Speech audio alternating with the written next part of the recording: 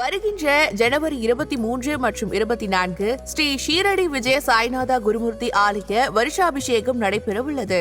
பக்த கோடிகள் அனைவரும் நிகழ்ச்சியில் கலந்து கொள்ளலாம். வேதா கார்டன், ஈஸ்வரன் கோவில் பின்புறம், மாமண்டூர் கிராமம், தென்பதி மதுராந்தகம், செங்கல்பட்டு. அனைவரும் வருக, சாய்பாபாவின் அருள் பெறுக. தமிழர்களின் number one choice Tamil matrimony. Rubilux paints, best quality, best value for money. உங்கள் பேர் சொல்லும் பெயிண்ட் ரூபிலக்ஸ் பெயிண்ட்ஸ். ஏன் விலங்குகளை நம்ம இந்து தர்மத்துல கடவுளா கும்பிட ஆரம்பிச்சோம்? நம்ம இந்து தர்மம் மிக மிக பழமையானது, ரொம்ப பழமையானது. நம்ம காலத்தின் அளவீடுகளே ரொம்ப அதிகம். நம்ம என்ன சொல்றோம், கலியுகமே 4,32,000 வருடம் அப்படின்றோம். இதுல நம்ம இந்து தர்மத்துல என்னன்னா, ஒவ்வொன்றுக்கும் ஒரு கிரக தேவதைன்றான். உதாரணமா சூரியன்னா சூரியனுக்கு ஒரு கிரக தேவதை, சந்திரன்னா சந்திரனுக்கு. பல கோடி கணங்களை தன் கட்டுப்பாட்டில் வைத்திருக்கக்கூடிய தெய்வ வடிவம் தான் நாகேஸ்வரி. அதோடைய ஒரு சின்ன ரெப்ரசன்டேஷன் தான் நம்ம பூமியில் பார்க்கக்கூடிய இந்த நாகங்கள். அமேசானிலே சில பட்டாம்பூச்சிகள் பறந்தால் அதிலிருந்து 4000 கிலோமீட்டர் தள்ளி கூட ஒரு பெரிய ஒரு இயற்கை ஒரு மாறுதல், ஒரு பூகம்பத்தையோ ஒரு பெரிய புயலையோ அழிவுக்கான விஷயங்களை அது துவக்கி விட முடியுமா? இது பேரு பட்டர்ஃப்ளை எஃபெக்ட்னு பேரு, கயாஸ் தியரின்னு பேரு. ஆன்மீகம் என்று சொன்னால் ஏதோ ஒரு என்ன சொல்வாங்க, மூட நம்பிக்கையின் அடிப்படையில் உருவாக்கப்பட்டதுன்னு நினைக்கிறோம். எல்லாம் கிடையாது. நம்மை தாண்டிய ஒரு எனர்ஜி இருந்திருக்கிறது. ஆதன் ஆன்மீகம் நேயர்களுக்கு வணக்கம். தொடர்ந்து நம்மளுடைய ஆதன் ஆன்மீகம் சேனல் மூலமா மக்களுக்கு தேவையான பல விஷயங்களை கொடுத்துட்டு இருக்கோம். அந்த வகையில ஜோதிடத்தை நம்ம ஆன்மீகமா எப்படி பார்க்கணும், ஆன்மீகத்துல ஜோதிடம் ஒரு கருவி தான் அப்படின்னு சொல்லிட்டு தொடர்ந்து நம்ம நேயர்களுக்காக நிறைய விஷயங்கள் சொல்லி கொண்டு இருக்கக்கூடிய பவானி ஆனந்த் சார் தான் இன்னைக்கு நம்மளோட இணைஞ்சிருக்காங்க. வணக்கம் சார். வணக்கம் சகோதரி. கேள்விகளை தொடரலாம் சார். இப்போ நம்ம ஹிந்து தர்மத்தில் எடுத்துக்கிட்டோம் அப்படின்னா, ஒரு விலங்கை நிறைய நம்ம கடவுளாக கும்பிடுறோம். இங்கே பாம்பு எடுத்துக்கிட்டோம், நம்ம இங்கே நாகாத்தம்மன் அப்படின்னு கும்பிடுறோம். இன்னும் நிறைய இது இருக்குது. பன்றி அப்படி எடுத்துக்கிட்டோம்னா வராகியம்மன், வராக ரூபம், இதெல்லாம் இருக்குது. நாய்க்குட்டியோ இல்லை நாய் எடுத்துக்கிட்டோம்னா பைரவர் இருக்கார். இந்த மாதிரி விலங்குகள், துர்கைக்கு பார்த்தீங்கன்னா புலி இருக்குது. இந்த மாதிரி நிறைய இருக்கு. ஏன் விலங்குகளை நம்ம இந்து தர்மத்துல கடவுளா கும்பிட ஆரம்பிச்சோம்? ஆமா, இது இப்படி சொல்லணும். நம்ம இந்து தர்மம் மிக மிக பழமையானது, ரொம்ப பழமையானது. நம்ம காலத்தின் அளவீடுகளே ரொம்ப அதிகம். நம்ம என்ன சொல்றோம், கலியுகமே 4,32,000 வருடம் அப்படின்றோம். அதுக்கு மேலே இருக்கிறதுலாம் இன்டு த மல்டிபிள் ஆஃப் 4 அப்படின்றோம். அப்போ நம்ம பிரம்மனுடைய ஆண்டு அப்படின்னு சொன்னால், ஒரு பிரம்மா ஒரு கல்பத்தை ஆட்சி செய்வார் அப்படின்றோம். நம்ம இந்த கல்பத்துக்கு பேர் ஸ்வேத வராக கல்பம் அப்படின்னு பேர். இந்த கல்பம் நம்ம இருக்கோம் இல்லையா, இதுக்கு பேர் ஸ்வேத. அதுக்குள்ளேயும் இவங்க எல்லாரும் வராகி யுகம்ன்றாங்க. யுகம்ன்றது ரொம்ப ஸ்மால் டைம் ஸ்கேல். கல்பம்ன்றது கலியுகம், அது இதெல்லாம் தாண்டின ஒரு பெரிய டைம் ஸ்கேலுக்கே வராக கல்பம்னு தான் பேர். இப்போ இருக்கக்கூடியதுக்கு ஸ்வேத வராக கல்பம்னு பேர். இதில் இருக்கக்கூடிய பிரம்மாவுக்கு ஒரு ட்ரில்லியன்ஸ் ஆஃப் இயர்ஸ், ஆண்டுகள் அப்படின்றோம், ஆயுள். இது போல் பல வருஷங்கள் சேர்ந்தாதான் அவரோட 100 நாள் முடியும் அப்படின்றோம். இந்த யுகத்தோட பிரம்மாக்கே ஒரு 50 வயசுக்கிட்ட ஆகலைன்றோம்.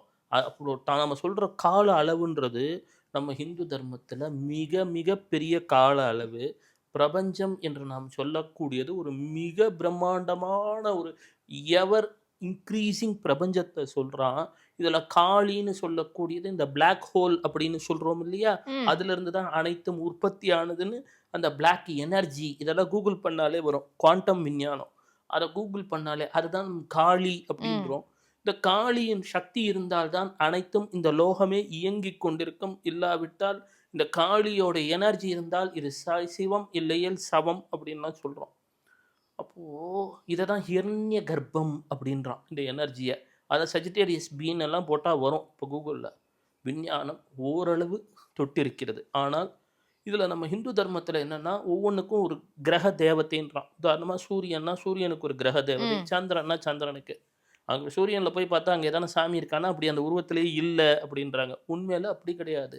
பால்வழி அண்டத்தை போல பல்வேறு அண்டங்கள் இருக்கிறது. அதில் பல சூரியன் இருக்கிறது.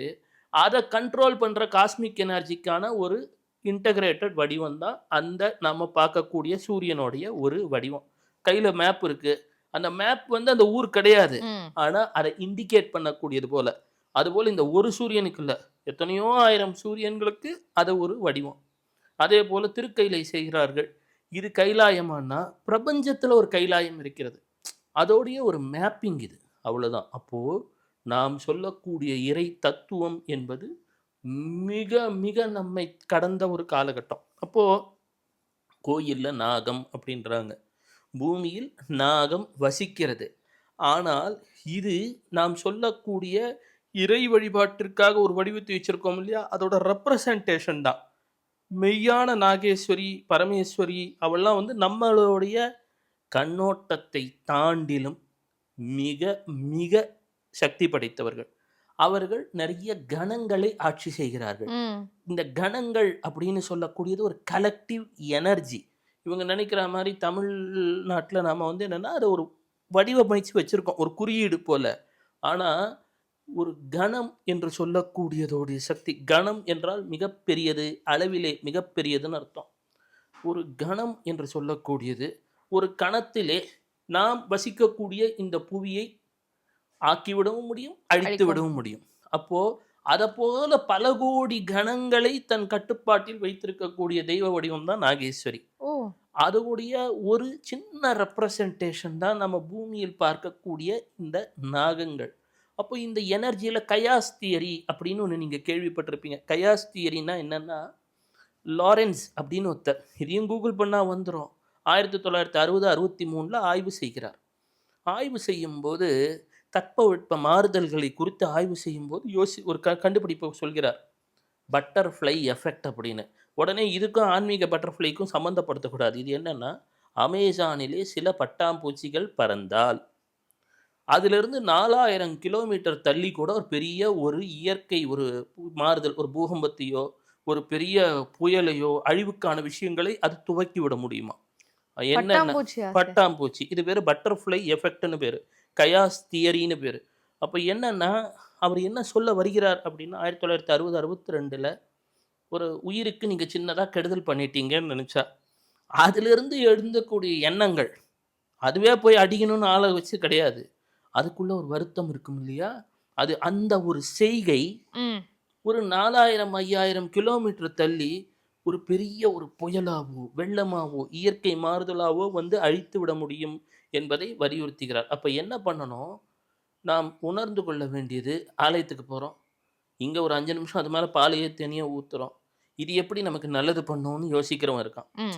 எங்கேயோ பட்டாம்பூச்சி பறந்தாலே இப்படி ஒரு மாற்றத்தை செய்ய முடியும் என்றால் 5000-6000 விஞ்ஞானம், நான் சொல்கிறது வந்து மெய்ஞானத்தை கூட எடுத்துக்க வேணாம், சயின்ஸ், கயாஸ் தியரின்னு கூகுள் பண்ணால் வந்துடும்.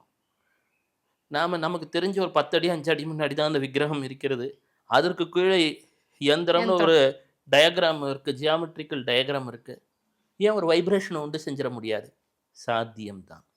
அப்போது இது போன்ற நம்மை தாண்டிய பல்வேறு விஷயங்களை உள்ளடக்கியது தான் இந்து தர்மம். இப்போ இதில் ஸ்ட்ரிங் தியரி அப்படின்னு ஒன்று இருக்குது. எங்கேயோ குலதெய்வத்துக்கு பூஜை பண்ணால் ஏன் 4000 கிலோமீட்டருக்கு தள்ளி எனக்கு நல்லது நடக்கணும்? கேட்க வேண்டிய நியாயமான கேள்வி தானே. ஃபாரின்ல இருக்கவங்கலாம் இங்கே பூஜை பண்ணுறாங்க. இங்கே நான் இங்கே எங்கேயோ இருக்கிறதுக்கு என்னோட குலதெய்வத்தை நினச்சிக்கிறேன், எனக்கு நல்லது நடக்குது. அப்போ ஸ்ட்ரிங் தியரியை படித்து விட்டால் மிச்சிக்கோ காக்குன்னு இருக்கும், கூகுள் பண்ணுங்கள், ஜப்பான். இவர் குலதெய்வம் ஏன் நமக்கு உதவும் என்பதின் புரிதல் ஏற்பட்டுவிடும். அந்த ஸ்ட்ரிங் தியரி மூமெண்ட்டை பற்றி ஓரளவுக்கு புரிஞ்சால் நாம் என்ன நினைக்கிறோம், ஆன்மீகம் என்று சொன்னால் ஏதோ ஒரு என்ன சொல்லுவாங்க, மூட நம்பிக்கையின் அடிப்படையில் உருவாக்கப்பட்டதுன்னு நினைக்கிறோம். அப்படிலாம் கிடையாது. அப்போ நம்மை தாண்டிய ஒரு எனர்ஜி இருந்திருக்கிறது. அந்த தாண்டிய எனர்ஜி என்பது நமக்கு உதவும் காத்திருக்கிறது.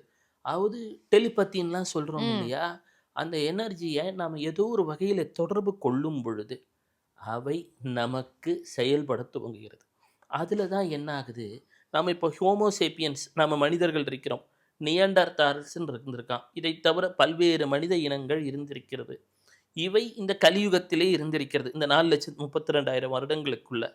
இதற்கு முன்றைய யுகங்களில் நம்மை தாண்டியவர்கள் இருந்திருக்க ஒரு வாய்ப்பு கட்டாயம் உண்டு.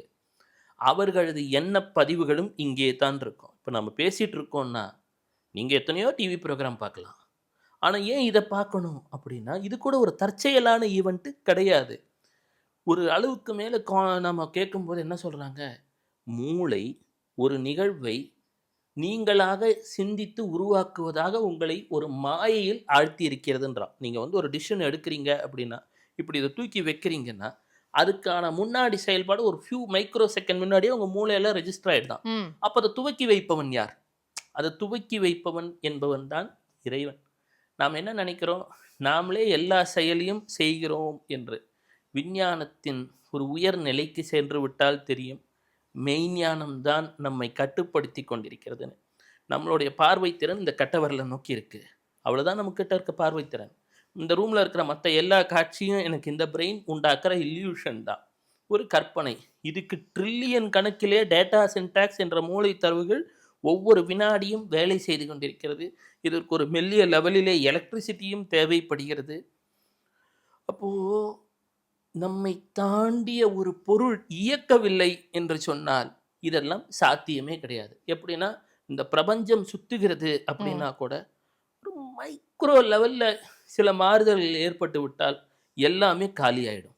ஆனால் பிரபஞ்சம் சீராக சுற்றி கொண்டிருக்கிறது. இப்போ இது இயக்கிறதுக்கான சக்தி எங்கேருந்து வருது? இதை இயக்குவதற்கான பரம பொருள் என்பது இறைவன் தான். ஆனால் இந்த இறைவனுக்கு அடுத்த நிலையிலே சிலவர் இருப்பர், நம்மளோட ஒரு ஹையர் எனர்ஜின்னு வச்சுப்போம். ஏன்னா பிரபஞ்சத்தை பற்றியோ இந்த மனித உடலை பற்றியோ கூட இன்னும் விஞ்ஞானம் முழுமையாக கண்டறியவில்லை என்று விஞ்ஞானிகளே சொல்கிறார்கள். இது வந்து மெய்ஞானிகள் சொல்றது கிடையாது. விஞ்ஞானிகளே என்ன சொல்றாங்க, இந்த பிரபஞ்சத்தில் இன்னும் பல்வேறு நிலைகளை அறிய வேண்டி இருக்கிறது. அப்பொழுது இவர்கள் அறிவதற்கு முன்பே இதை இயக்கி கொண்டிருக்கிறானே அவன் தானே பெரியவன். அப்ப அவருக்கு கீழே சிலவர் இருந்திருக்கும். அதன் ஒரு பிரதிபலிப்பு நாம் பல்வேறு வகையிலே, இப்பொழுது நம்ம குரங்குன்னு சொல்றாங்க, வானரம் என்பது குரங்கிலிருந்து வேறுபட்ட ஒரு வகையாக இருந்திருக்கலாம்.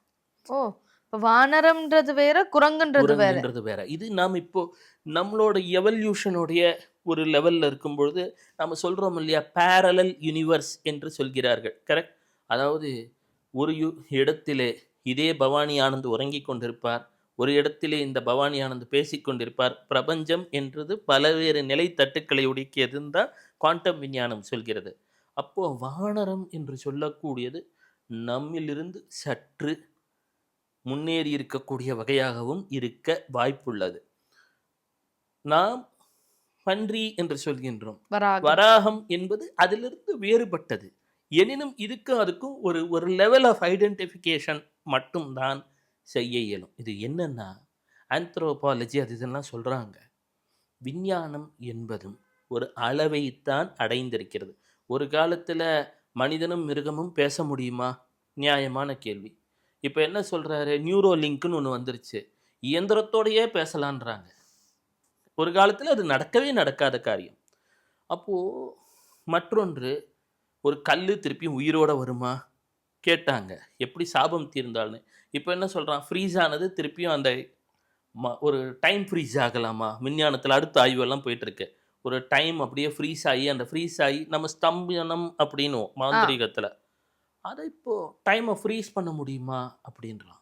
ஒரு காலத்தில் நீண்ட ஆயுள் சாத்தியமானா, இப்போ விஞ்ஞானம் அதை தான் ஆய்வு செய்து கொண்டிருக்கிறான். சில மாற்றங்களை செய்துவிட்டால் ஆயுளை எப்படி ஒரு 150 வருஷம் ஆக்கலாமா, 200 வருஷம் ஆக்கலாமா, 300 வருஷம் ஆக்கலாமா அப்படின்றான். இப்போது எதெல்லாம் ஒரு காலத்திலே கற்பனையாக இருந்திருக்குமோ என்று, நெருப்பிலிருந்து எப்படி ஒரு உயிர் தோன்றும்னா, இப்போ குளோனிங்கன்னா வருது, ஒரே மாதிரி 5 பேர் வர முடியும், ஒரே மாதிரி 10 பேர் வர முடியும், ஒன்றும் பெரிய அதிசயமெல்லாம் கிடையாது அப்படின்னுட்டான். ஒரு காலத்தில் எப்படிப்பா அசுரன் ஒரு ரத்தத்துலேருந்து 1000 பேர் வந்தானா, பராசக்தி சண்டை போட்டாலாம், இதெல்லாம் நம்புகிற கதையாக இருக்கா அப்படின்னாங்க. இன்றைக்கி அதெல்லாம் ஒன்றுமே இல்லை, விஞ்ஞானத்தில் இதெல்லாம் சாத்தியம்தான். ஒரு மனிதனை போல குளோனிங் பண்ணி உருவாக்கி கொண்டே இருக்கலாம் என்கிறார்கள். அதே போல் விலங்குகளுடனும் அதன் எண்ணங்களை அறியக்கூடிய வகையில் எல்லாம் விஞ்ஞானம் வந்துவிடும் என்கிறார்கள். எதையெல்லாம் ஸ்பேஸ் ஷிஃப்டிங் பில்டிங்ஸ், நேராக மகாபாரத்தில் பார்ப்போம், காலில் வச்சா அப்படியே தண்ணிக்குள்ளே அது முழுகிணும். இன்றைக்கி ஸ்பேஸ் ஷிஃப்டிங் பில்டிங் சாதாரணமான விஷயன்றான். ஒரு நாளில் மயன் பண்ணால் இப்போ பண்ணலான்றாங்க. 3D பில்டிங் காத்தால் கட்டினா சாயங்காலத்துக்குள்ளே பில்டிங் எழுப்பிடலான்றானுங்க. விஞ்ஞானம் எதையெல்லாம் ஒரு காலத்தில் முடியாது என்று சொன்னதோ அதை செய்ய துவங்கிவிட்டது. எனவே இவையெல்லாம் அதிசயம் என்றெல்லாம் சொல்ல மாட்டேன். எனினும் நம்மை தாண்டிய ஒரு சக்தியுடன் தொடர்பு கொள்ளக்கூடிய ஒரு பெரும் கருவியாக மகர்ஷிகள், சித்தர்கள் என்று சொல்லக்கூடிய நம்மை தாண்டிய ஒரு விஞ்ஞான நிலை படைத்தவர்கள் மெய்ஞானத்துடன் சேர்ந்து வடிவமைத்த இடங்கள் தான் இந்த ஆலயங்கள். இதிலே அவர்கள் வைத்திருக்கக்கூடிய யந்திரங்கள், அதே போல வடிவங்கள், இவை நம் உள்ளத்தை மட்டுமல்ல ஆன்மாவையும் உயர்த்துகின்றது. இந்த பிறப்பு இறப்பு என்ற சூழலிலிருந்து விடுபட வேண்டும் என்றும் ஒரு தன்மையை தந்து விடுகிறது. ஏன்னா இல்லை சொல்லுவேன், கல்லை கரைக்கலாம், காற்றை கயிறாக திரிக்கலாம், ஆனால் இந்த பிறப்புன்ற மாயையிலிருந்து விடுபட முடியாதுன்னு தான் சித்தர்கள் சொல்லியிருக்கான். அதற்கான ஒரே வழி சரணடைதல். இப்பொழுது நாம் மனிதர்களாக இருக்கிறோம், நமக்குள் விலங்கு குணமும் இருக்கிறது. எனினும் அங்கே ஆலயத்தில் விலங்குகள் என்று நாம் நினைக்கிறோம், ஆனால் அவர்களிடம் தெய்வீக குணமும் இருக்கிறது. வழிபடுங்கள், வாழ்வில் உய்து விடுவீர்கள். நலமே சூழ்க. சிவசிவா. நன்றி சார், நன்றி.